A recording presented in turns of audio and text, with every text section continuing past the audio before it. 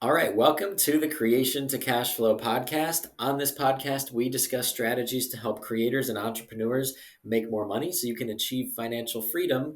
And with a better mindset, life is just better. So I'm going off the script today. But Michelle, how are you doing? I'm doing good. I've had such a productive morning today. I am still thriving, doing my journal every morning, reading my Atomic Habits book. The system was hard at first to get into place, but the habits they're going. They are habiting. How are you doing? I love to hear that the habits are happening. That is fantastic. I'm doing great. I just got back from the gym, Whole Foods, and I did a stand up red lights thing today because I don't have my sauna here in my new apartment yet. I haven't moved it because it's a fucking huge sauna. It's not that easy, and it's kind of canvassy. So when I drive in my pickup truck, I'm fearful that it's going to blow away because we've been having like 40-mile-an-hour winds. The weather's weird here right now, but anyway, life is so good. I feel happy and healthy. This is podcast number 97. We're coming up on 100. Can't even believe that we've been doing 97 episodes of this. Yeah, that's just insane. Like, it's so cool, it's so surreal, but like, we knew we would get here too. Yeah, it's true. We definitely said we would. I didn't doubt it for a second, but it's still crazy to be here, even though that was the plan. Yeah, I'm so grateful. And I'm just like, and this is still such the beginning of everything, too. So it's just exciting. Yeah, it's pretty cool. Guys, we have a fantastic episode for you today. It's an AYQ episode. That means that we are answering your questions. And if you're like, oh man, I just wish I knew how to submit a question. Well, here's how you can submit a question. You go to creation2cashflow.com, or you could just go to the description of this episode. It's down there. You can find the link. You can go tap it. You could do it while you're driving if you're being safe. That's probably bad advice, actually. Maybe don't do it while you're driving, but you could, I suppose. No. Anyway, you're going to go to creationtocashflow.com, and if you just scroll down a little bit, you're going to see the big orange button to leave us a voice memo. It can be up to 90 seconds long. There's really no rules, and if while you're recording you mess it up, just submit it and send again. Send a fresh one. We're not going to, if you mess it up, we won't play it. Don't worry. So you can submit a fresh one and just let us know like your name, where you're from, what your question or topic or podcast idea is. Or maybe you want to just send us some love in voice form and you don't even want it to be played on the podcast. You can. You have an outlet to do it. So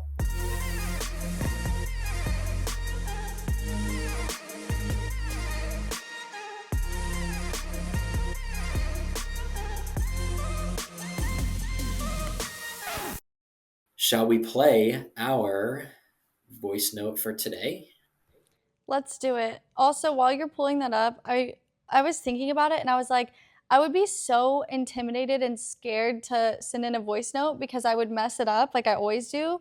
Like you can't edit it, right? You just like record it. So I was thinking like, wow, I would have to like script out what I was going to say to sound as confident as the people who submit these. Like I don't know, it's just beautiful how easy it is for people to articulate their question when I'm over here like chopping up our podcast because sometimes things just don't make sense. So kudos to everybody who does submit one. But if you're not perfect, don't worry. I can even edit it for you. Just submit it. It does not need to sound perfect at all. I will make sure it sounds good. That's great. I'm glad you shared that because you're right. It probably does feel like a lot of pressure. You're like, all their listeners are going to hear this. I should probably get it right. But realistically, no one's going to remember the things that you said. They're going to, or who you were. They're just looking for the podcast topic. And if they clicked on this episode, that means that they're probably dealing with a similar problem as you. So you actually are doing a great thing. It's practically charitable to submit one of these. Charitable. I love that.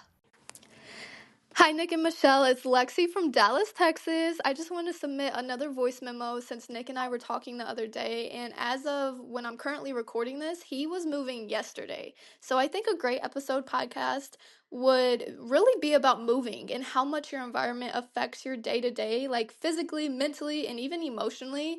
I also saw that Michelle said that she moved like 18 times since 2011, which I think is actually amazing.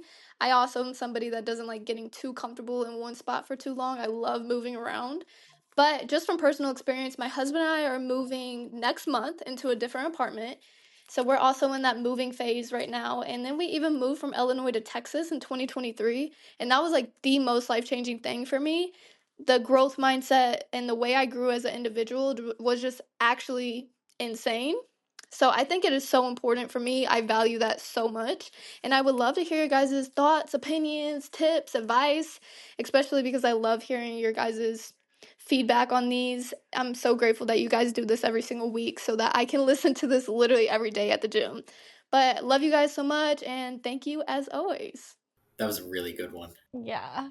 Really excited for this topic. So, today's topic, essentially to put a bow on that amazing voice memo, thank you, Lexi, for submitting that, is creating a winning environment, right? Because it's not just about moving, because if you move, like no matter where you move or where you currently live, or maybe you don't plan on moving at all, you need to create a winning environment if you want to be a winner. So, that's our topic for today.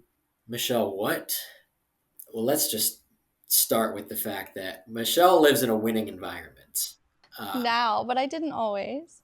Truth. But it's not just your view that makes it a winning environment. I mean, boy, having an inspiring view is like really, really important. But like, I don't have an inspiring view in my apartment. Thankfully, I'm 6 blocks from the beach, so I can go, but I don't actually have like a winning view. So if it's not just about the view or how big and fancy your place is, what makes it a winning environment? Man, how do you put words to something that you feel internally? I mean, it depends on, it's very subjective to each person, right?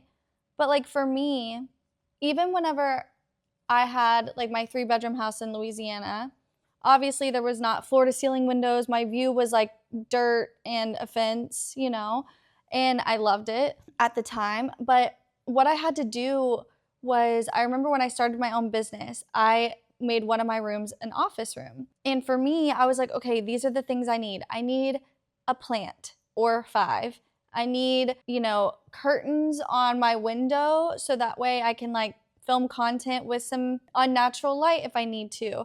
I need a computer. I need a desk. Like I made it decluttered. I had organizers. To me, like a winning environment is just, it's a place that I feel I can thrive and I can almost like not be focused on what's around me. Almost like we all go to a new restaurant or a place we've never been. Obviously, we're like observing each thing. For me, productivity winning environment is like when I no longer am distracted by the things around me, but instead I can just get so deeply ingrained and in tune with what I'm doing, and like time just melts away and I lose track of time doing what I'm doing. I love that. I'm going to unpack 2 things that you said. One that I think is hilarious. You said, my view was dirt. Well, the grass was like dead. It wasn't very like green and luscious. It was just Louisiana Right. grass. I know exactly what you mean. I just think it was hilarious. I literally wrote down on my piece of paper, my view was dirt. But more importantly, the other part I want to unpack, it's a place you want to be productive in. That is the key right there. I mean, obviously, there's other keys. We're going to give you guys all the keys, but that is a major key right there. A place that you want to be productive, right? A place that, I mean, picture. Let's kind of go on the spectrums here. I think that's going to be very helpful for everyone to visualize. On one side of the spectrum, we're going to picture an office in both scenarios. So on one side of the spectrum, you've got an old looking desk that's not inspiring and it's cluttered and you got papers everywhere and you got paintings on the wall that you don't even like in a room that just feels boring and dull. Like, who wants to work in there? Who feels productive in there? Probably no one. Yet, that's what I used to think of as an office until like social media started really coming about, and I would see people have these beautiful rooms with dark walls and bright lights and amazing bookshelves behind them and plants and all these things.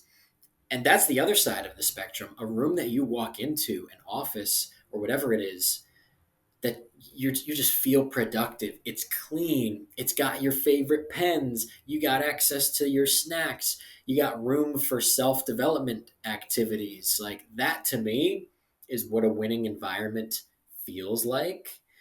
Um, and even if your view is dirt, you can still have a winning environment.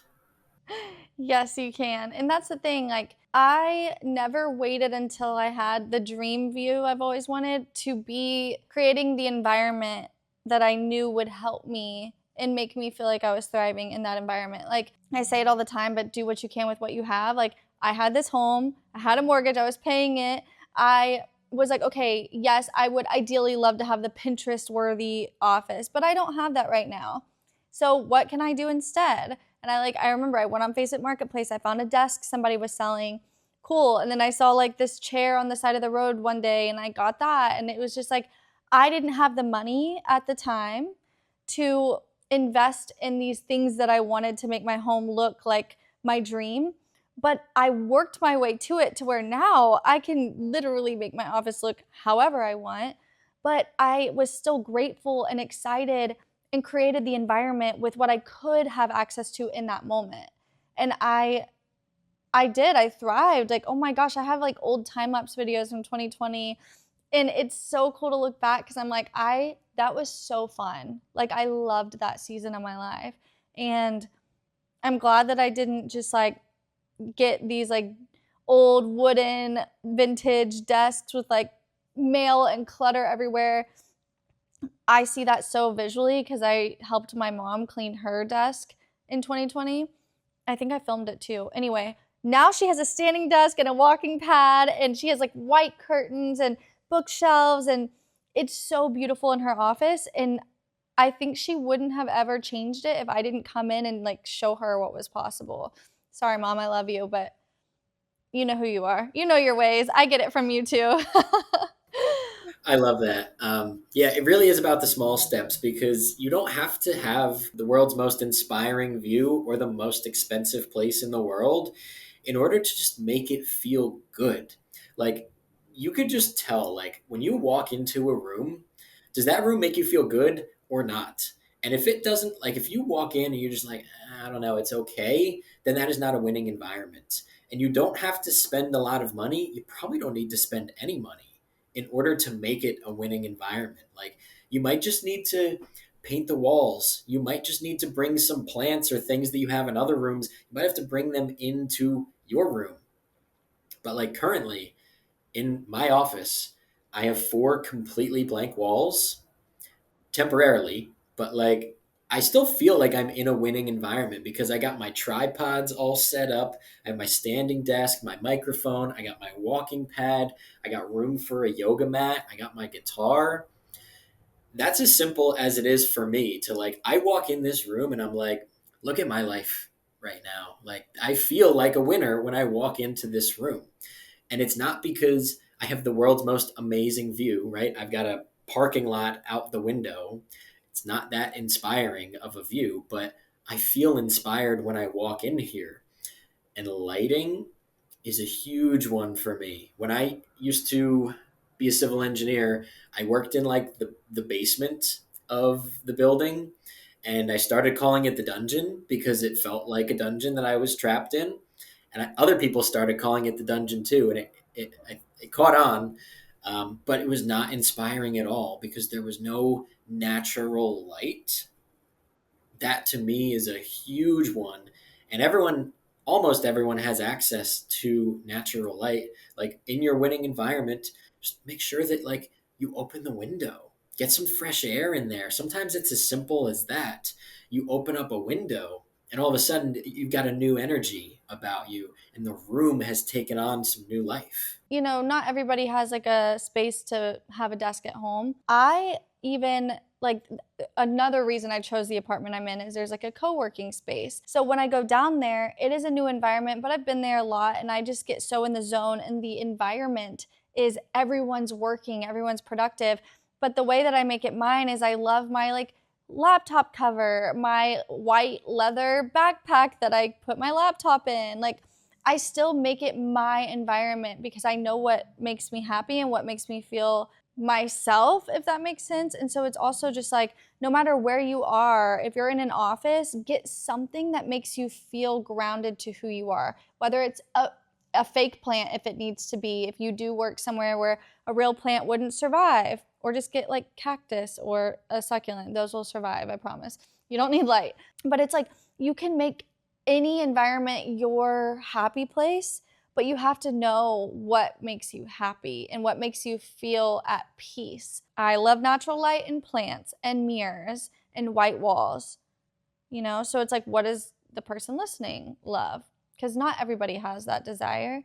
And I get that. Like my mom loves the color teal and she loves green. So she wants stuff that's like teal and green in her place, and that makes her happy. Yeah, and sometimes we don't get to be super picky. Like for the first several years of like my business journey, I had a desk in my bedroom of my parents' house, and that was what it looked like for me for a long time. But I still made it feel awesome in there because I would have my guitars and I would have space for a yoga mat, and I would light candles later on at night when I'm trying to make it feel like a winning environment, depending on what I'm trying to do. Like if it's during the day and I'm trying to be productive, I want it to be bright. I want the window open. I want to see some plants and some greenery.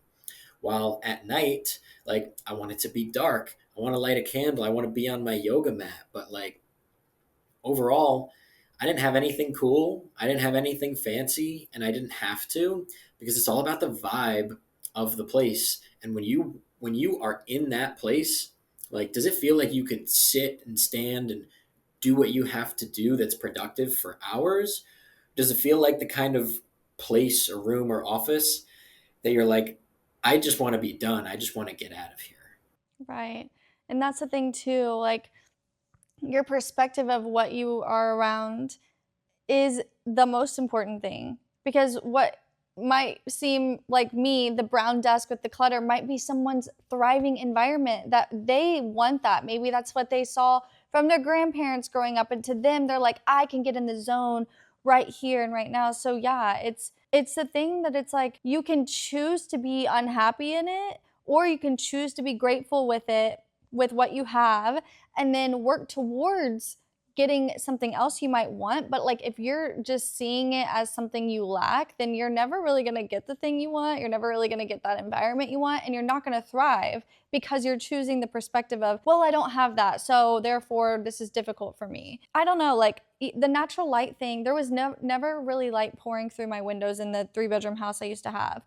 But there was like a backyard. A lot of times I would go in the backyard and just sit in the dirt and I would like be working, or I'd open up the garage and just at least see natural light and get some air on me. So I look back and I'm like, it was a super dark home, but I made it work, and my content got better when I moved, and I got a better place with light for my content, you know? So it's just like, be grateful with where you are, have goals to where you want to be, and then you'll start thriving. I love picturing what your older house looked like and how that might have felt to not have the space you wanted, because I felt like that for a long time and I was like, look, the best I could do is a candle. Like that is the best I could do, but even still it helps.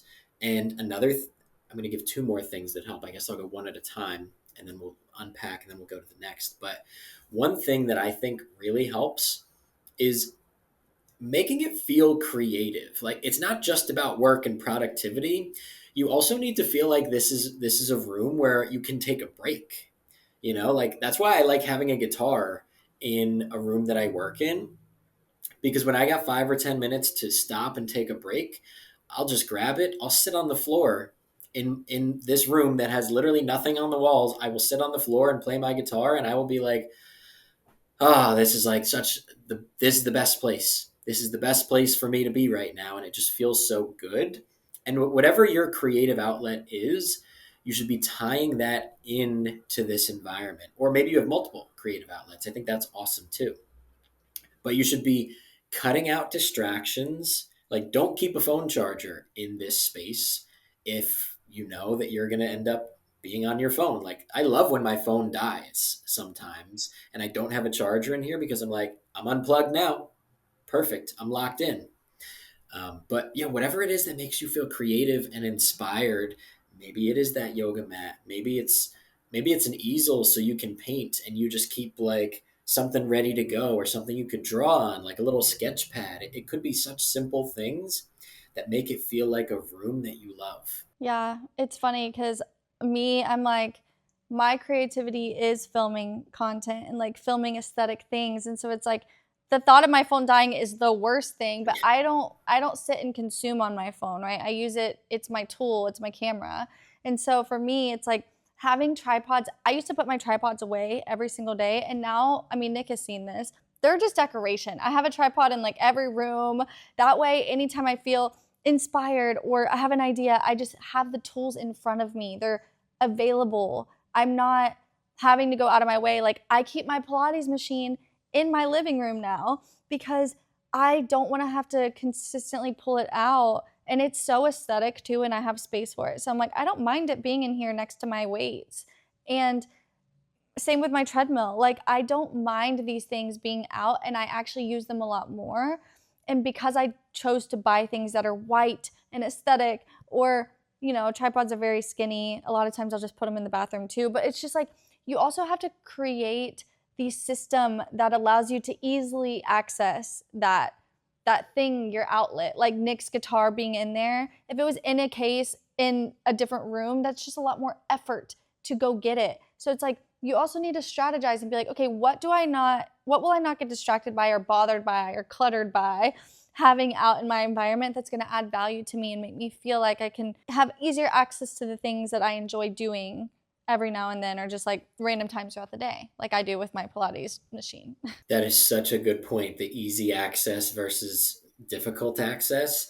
You have to make it easy to access the things that are going to make you enjoy this room. Like for me, I don't care how it looks so much.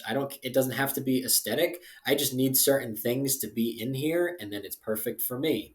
Versus like things that I don't want to access, like I don't keep snacks in here because when I start eating, I get distracted and like I don't want snacks in here. I don't want my phone charger in here. I don't want to enable things that I don't want to be doing in this winning environment.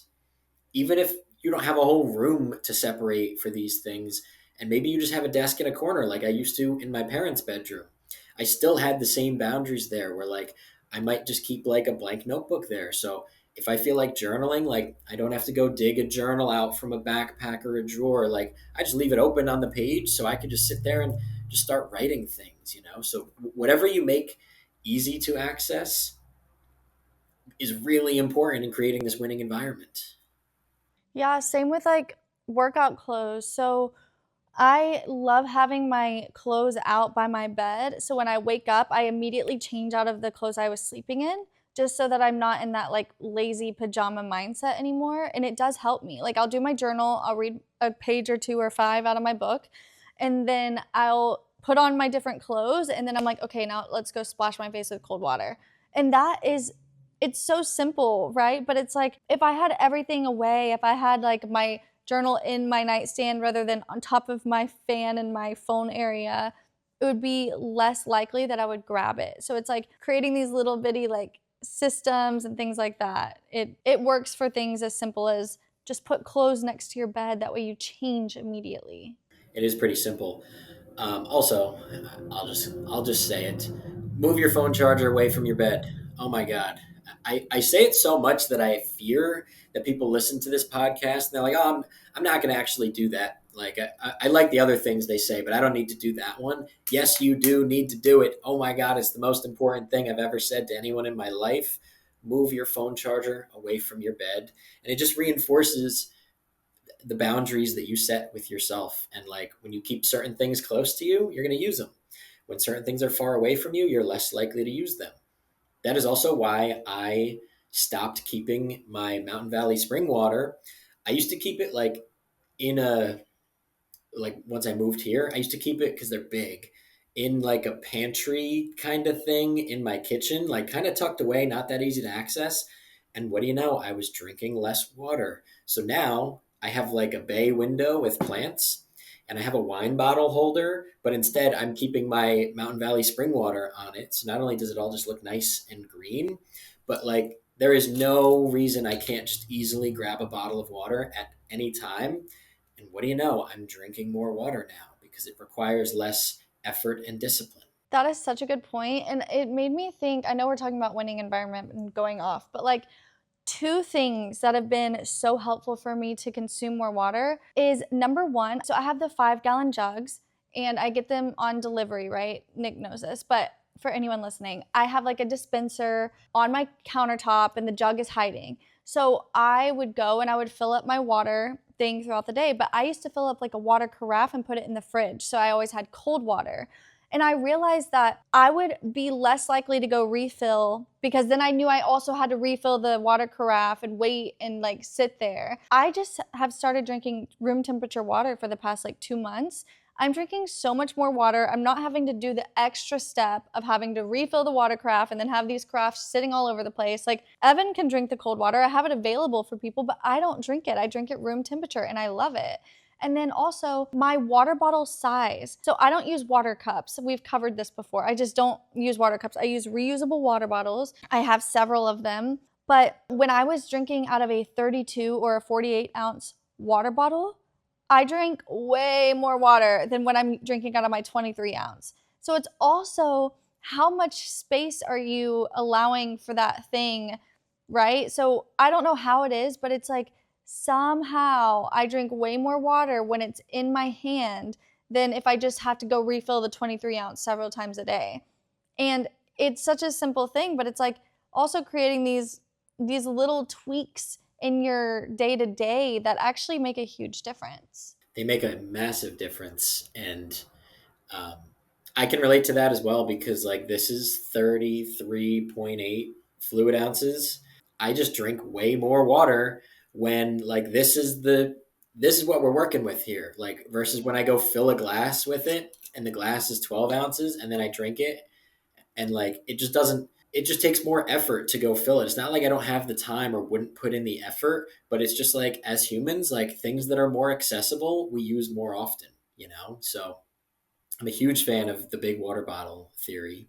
Wait, what you just said, that was so right. When we have more, what's more accessible, we use more often. It's kind of like that theory whenever we have a ton of paper towels or a ton of toilet paper, we'll use more than we need. But when we see we're running low, we'll somehow maximize the last 3 strips of the paper towels. And it's like, when we have more, we use more. And so you can use that to your advantage and you can get more water in your water bottle. You can limit the things that you might use in excess because you know you have a lot, but like you could be more sustainable and more frugal with it, like paper towels. You know, instead of getting the squares, get the ones that are little rectangles. And I saw Nick do this. Actually, while you were at my place, I was like, what do you do? Like he like took one rectangle and was using it like so like diligently. Do you want to talk about that? Like what were you doing?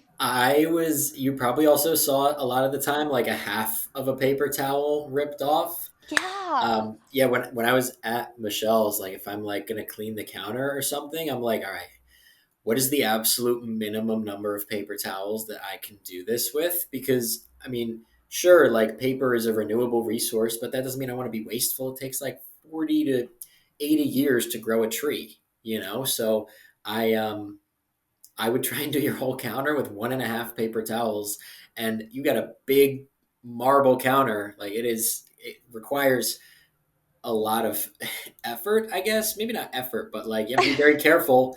But yeah, I love doing little things like that.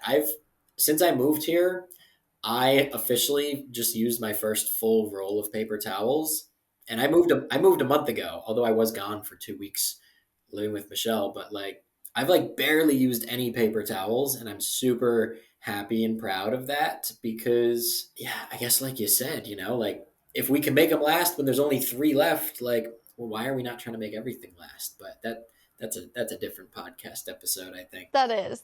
Sorry, that was a little off topic. But winning environment, it's also creating these little things and like tricking your mind, like not keeping snacks in your home, but much less like if you do have snacks in your home that you know you shouldn't be eating all the time, make them harder to reach so that you don't reach for them first. It's like when we're in a grocery store, they put the things that they think are going to sell the most right in front of our eyes, and they put the other things at the very top or the very bottom. Same with a vending machine.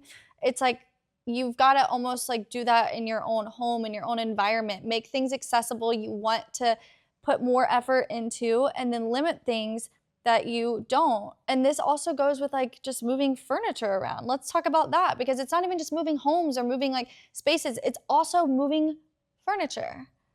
That was the next one that was coming. So that's great because I don't tell Michelle our outline or like what we're going to No. talk about typically, but she often is on the same page. So yeah, that's the next thing. I never really knew why, but ever since I was like 12, I loved rearranging my bedroom. Absolutely love the feeling of like, I mean, my bedroom was always small from 12. Like, we weren't rich, let me tell you. But even the feeling of like, if my bed has been in the corner and I got a nightstand to the right of it, like moving my bed to the middle of the room. And then maybe I move where the dresser is and I put the nightstand on the other side of the room or something, like just changing the environment and rearranging the things. It's such a nice reset, and it just makes me feel like I have a fresh start. I have a chance to change my habits, to change the feel of this room. And I think it has a lot to do with neuroplasticity, like changing the way that your habits work, because you rewire, or essentially you can't use the old wiring in your brain when you're like, I'm used to everything being right here. That doesn't work anymore because you moved stuff. So it gives your brain a really fresh chance to do new things. So that's why I love that I just moved into this new apartment. My habits are like completely different already because it's a different drive to my gym. I'm going to a different food store now. I have access to different things. I have different rooms. Things are in a different place. So I have a chance for all new habits, but you don't have to move houses or apartments to do that. Sometimes you just got to move the furniture around. Yeah, I've also done this since I was very young. And I agree. It's almost like, I mean, we've talked about it before, but we get on autopilot, right? So when we know where everything is at, it's easier. And that can be really good for some things. Like not having to use the brain power all the time for simple things. Like I know where my skincare is, I know where my makeup is, I know like some things are automated and that's okay. But some things you need to switch up things so that you're using that muscle in your head where you have to think with this very specific part of your brain to now work that brain part to then keep growing it so you can think of new ways, new systems, new ideas to do things. Otherwise, you're kind of just doing the same thing. And, you know, that famous quote about you will never get something different if you're doing the same thing. Like you will always have what you've always had if you keep doing what you've always done, that kind of thing. I'm not paraphrasing that very well, but you know the one, you know the quote. Somebody famous said it. Someone Yes, smart. we definitely know what you're talking about. Um, that makes me think too of like how, like what I do after, like whenever I do fully rearrange my room, the next thing I do is like I set up the environment super nice. I always light a candle. I always like, I used to spray like Febreze or something before I knew that Febreze is not good for you.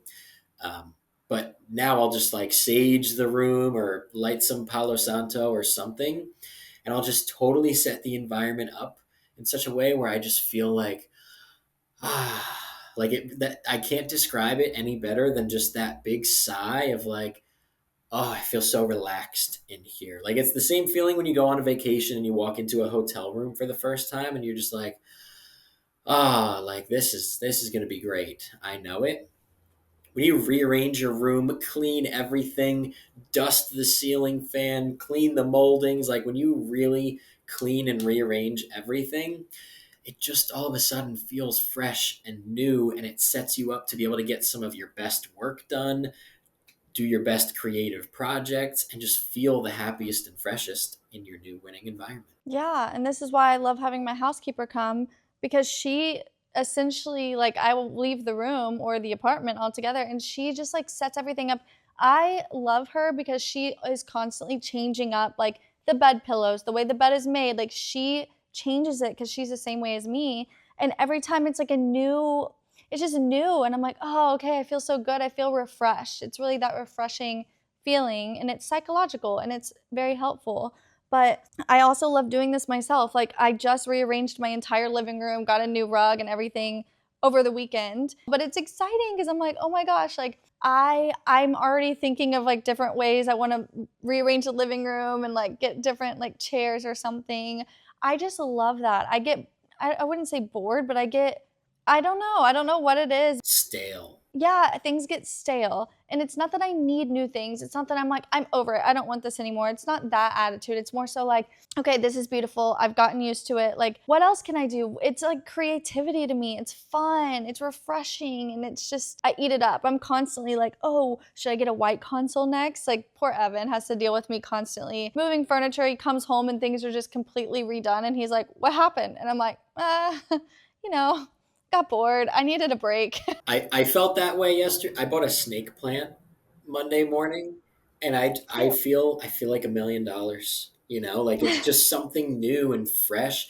And plants help a lot. I don't know what the science actually says, but if you look it up, if you look up how productive people are and how happy they are in a room with plants versus without it, it's astonishing. I wish I prepared that stat beforehand, but I honestly didn't know I was going to say that. And also, snake plants are great because they clean the air too. A lot of plants do. Yes, exactly. So little things like that. It was like 18 bucks. It was actually like 40 bucks at Home Depot, and they were like, "This snake plant for some reason is half off." I was like, "Y'all had me at 40, but I'll take it." Um, and I just felt so good. And then that was what inspired me to like, I had like two wine bottles in this staggered thing that holds like 15. And I was like, I'm never going to have 13 more wine bottles. I don't drink like that. And I was like, I'll put the Mountain Valley spring water there. And all of a sudden, like one little change leads to another, leads to another. And now you're having fun creating this environment that makes you feel good. And now every time I go out there and I see it, I'm just like, that was good. That was a good choice. And I'll get bored of it in 3 months, and I'll probably move the plants into a different room and change things up. And that's how it goes. And it's wonderful. Yeah, I think it's fun. I think that anyone listening to this, like, you don't need to move. You don't need to buy new things. Just rearrange, even if it's not good feng shui. Like, try it out. Move your bed. Like, switch nightstands or, I don't know, switch your couch's orientation. Anything like that. It just makes such a big difference. And it's such a simple thing that we can do to just constantly be refreshing our environment without having to even spend money. It takes time to move furniture, but like not that much time, especially if you have someone strong to help you. So I just love changing up the environment. If something is no longer working, do something about it.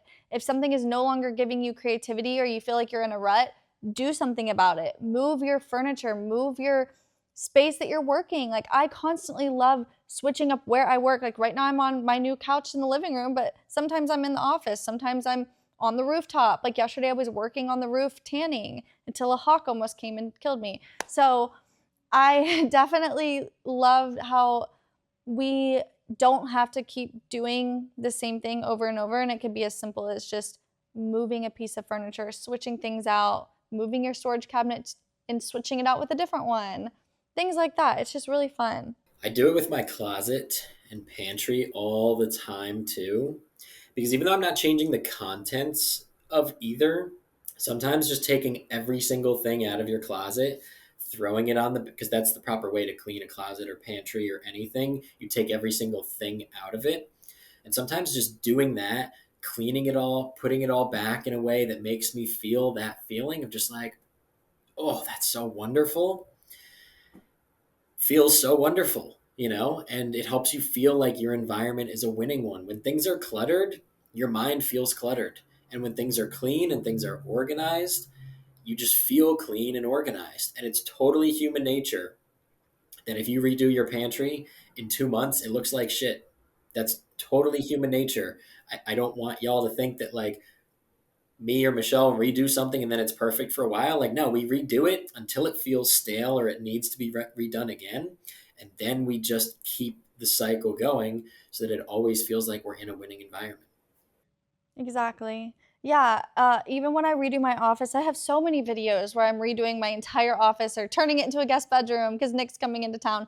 I take everything out of it, every single thing. And honestly, it's pretty fun and it takes time, but it's one of those things where it's like, one, it's great for content, but two, it's like I have a brand new home again, a brand new room all over. And it's just psychologically, it's fulfilling. And it's a slow dopamine increase because it's not that I'm like snap and it's there. Although in my content, you will see a before and after snap and it is there suddenly, but that's not how it is in real life.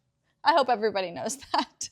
It is definitely a time investment to do these things, but it's so worth it. It's an investment in yourself. And that is what's fantastic about it.